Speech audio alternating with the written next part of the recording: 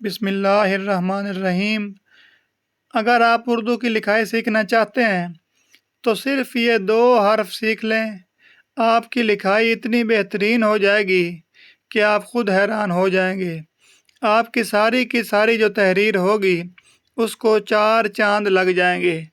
یہ دیکھیں، میں نے سین لکھا ہے 4 سے 5 مرتبہ، جو کہ غلط ہے۔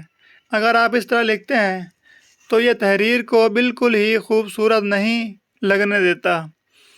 تو اگر آپ صرف یہ ایک سین کشش والا لکھنا سیکھ لینا، کہ جس طرح میں ابھی یہ سین لکھ رہا ہوں، پیچھے سے میں نے دیکھیں اس کے ساتھ ایک کشش بنائی ہے اور اس کے بعد جو ہے نون کی شکل اس کے ساتھ لگائی ہے، تو یہ اتنی خوبصورت لگ رہی ہے۔ آپ دیکھ لیں کہ اوپر جو 4 لکھے ہوئے ہیں وہ بھی دیکھ لیں، اور اس ایک سین کو بھی دیکھ لیں کہ یہ کتنا خوبصورت لگ رہا ہے۔ تو ابھی اس کے ساتھ میں جو ہے دوسرے سین بھی لکھتا ہوں۔ یہ ہے سادہ سین۔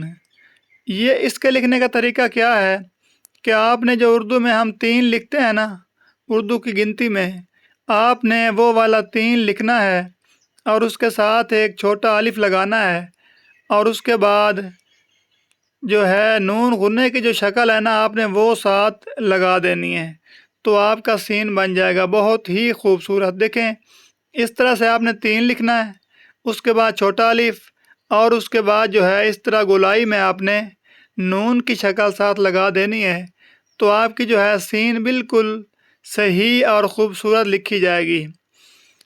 ایک سین کا طریقہ ہے کہ آپ کشش کے ساتھ لکھیں، اور دوسرا ہے کہ یہ اردو والا 3 لکھ کر اس کے ساتھ جو ہے آپ ایک چھوٹا الف لگائیں، اور اس کے بعد نون کی شکل جو ہے اس کے ساتھ اگر آپ ملا دیں گے تو یہ سین لکھنے کا بہت ہی آسان اور خوبصورت طریقہ ہے۔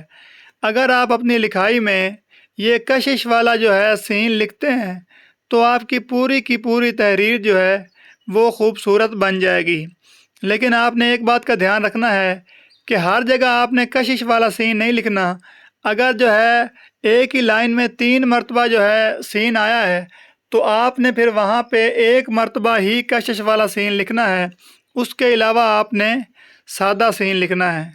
ویڈیو کو لائک اور چینل کو سبسکرائب کر لیں تاکہ آپ کی لکھائی آسانی سے بہتر ہو جائے۔